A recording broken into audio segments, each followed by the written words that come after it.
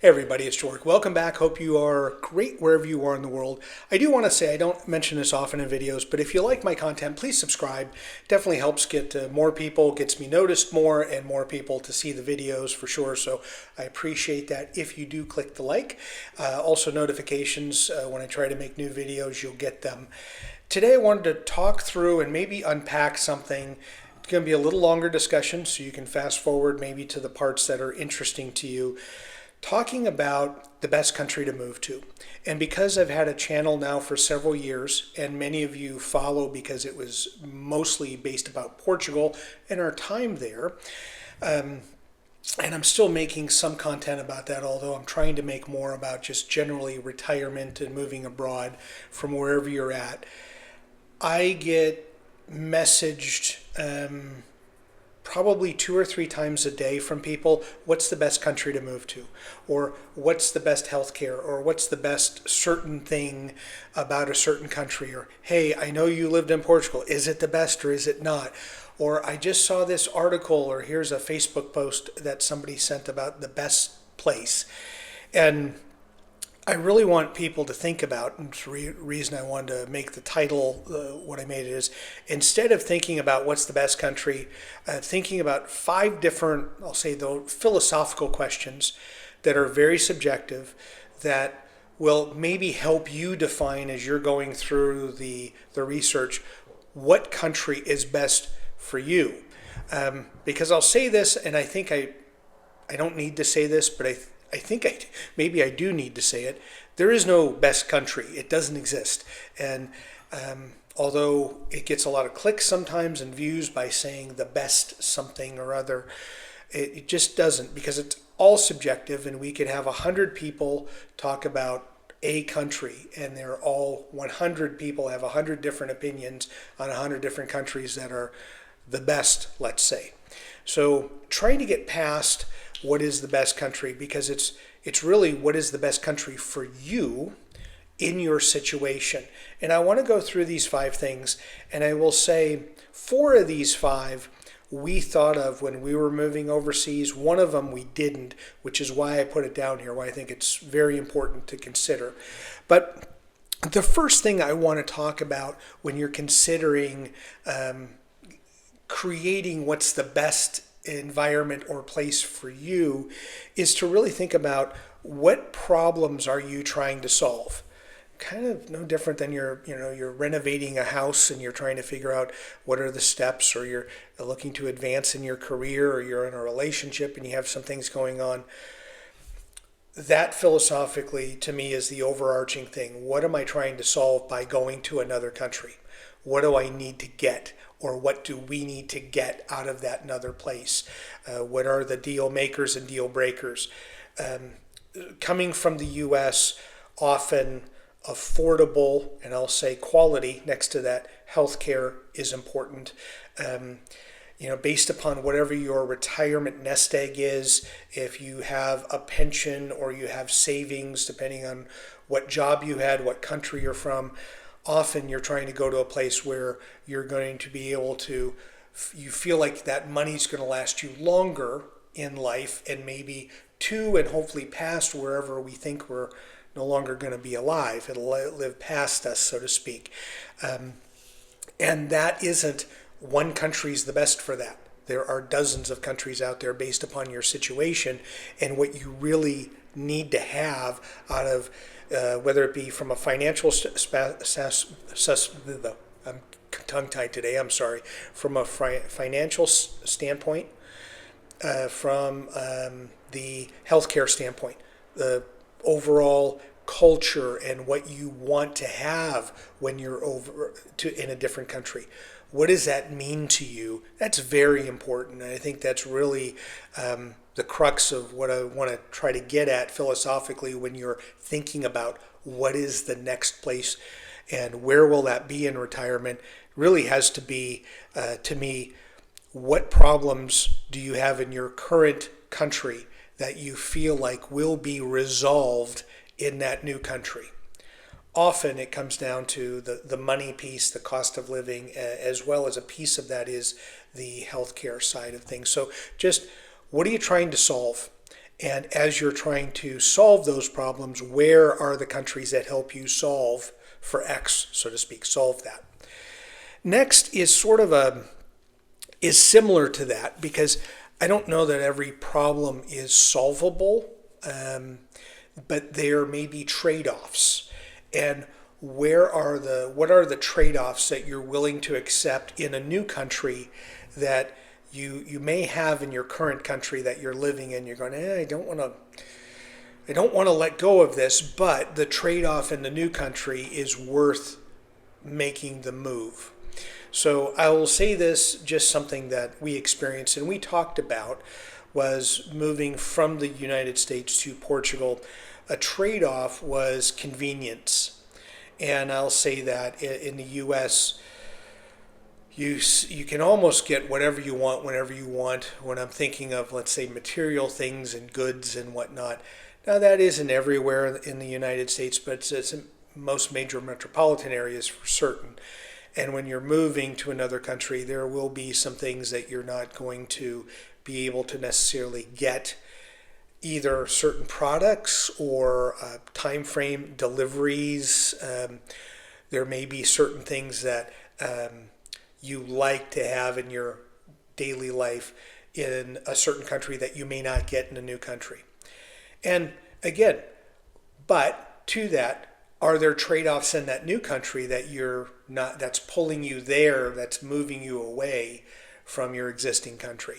And I think it's worth, whether you're doing it solo by yourself, having a conversation with yourself, also you're moving with a couple, which often many of the people that we came across in our travels were couples moving abroad, talking through what are the trade-offs, what are the things that you're willing to give up here and accept in a new place, and what are some things that new country offers you that you don't get in your current or former country. Those two things, I think, go hand in hand. The problem solving, the must-haves, as well as the trade-offs, where it may not be a perfect fit, but it's okay enough fit. I'm willing to give up certain things that I have here to get certain other things in a new country. To you, for those of you that moved, could you list some things that you felt like were trade-offs or problem solvers in a new country that you were not getting in your existing country? You don't even have to name countries. You could just say, here's what we got in a new country that we didn't get in our old country, that's why we moved. You don't have to go into those specifics you don't feel comfortable doing. But those are the first two things. The third thing that I had written down here, and this comes a lot from communicating with people that are living in different countries, is what does my day-to-day life look like now? What do I want it to look like in the new country? And that could be, I want it to be very much the same, meaning live a sedentary life. I want a good place to live. I want a nice space to live in. I'm going to go out once in a while, might do a little travel, but my day-to-day, I'd like to have something similar to that. Or my day-to-day, and I'll say from our experience, now again, we weren't retired, we're still working, was the idea of we wanted to be close to having some restaurants or some outdoor cafes where we could grab a coffee, sit outside. Also some parks that were safe to walk in and be around, that we could just hang out. Maybe it's having a bottle of wine, or just enjoying kind of the breeze and the trees and the birds, that type of thing. What do you want your daily life to be? I think is very important, because as you're doing your scouting trips to those countries that you think fit the bill, I think you need to go through that experience. And every day, what does your routine look like? And are you getting groceries on certain days? Even the things like some people are very routine about, I get laundry, or I do groceries on this day, I do laundry on this day, these 2 days are my go out social days. It's all over the map, but you have probably a routine, and you want to know, do you want to maintain that routine, or do you want something different? And making sure you're doing enough trips and investigating which places will satisfy you so that day to day, once the honeymoon kind of goes away in that new environment and you're living day to day, it doesn't get old to you. And it might, some of it may get old, but not to the point where, well, this was a mistake and we shouldn't have moved here. You can live with the day-to-day monotony of living in this new locale, wherever that is. The fourth one is the one that we didn't put as much probably thought into it as we will if we retire abroad, and that's thinking about the healthcare piece. Doing the deep dive and the investigation on what options are available. Now, originally moved, wife had a great job opportunity with a multinational company. It was a transfer from the US into Europe. So we knew what type of private insurance was available. We also knew, because we were signing up in Portugal, we were having the public option available. But we did investigate kind of, okay, if we are hospitalized, what are the general costs and things. But we didn't spend much more than probably an hour, hour and a half of research of, okay, here's the type of insurance we're going to get and what does it cover.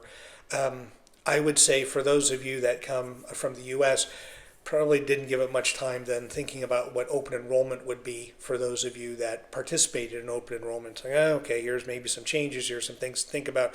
Okay, sign off and go. I think it's really vital because everyone is getting older and will be older in that new country to find out what exactly goes on with the public system, the good, the bad, and the ugly. What goes on in the private systems that are out there, the good, the bad, and the ugly, so that you can make an informed choice on what type of private healthcare option you're looking at. Most countries, at least initially, require you to have that as part of the immigration process.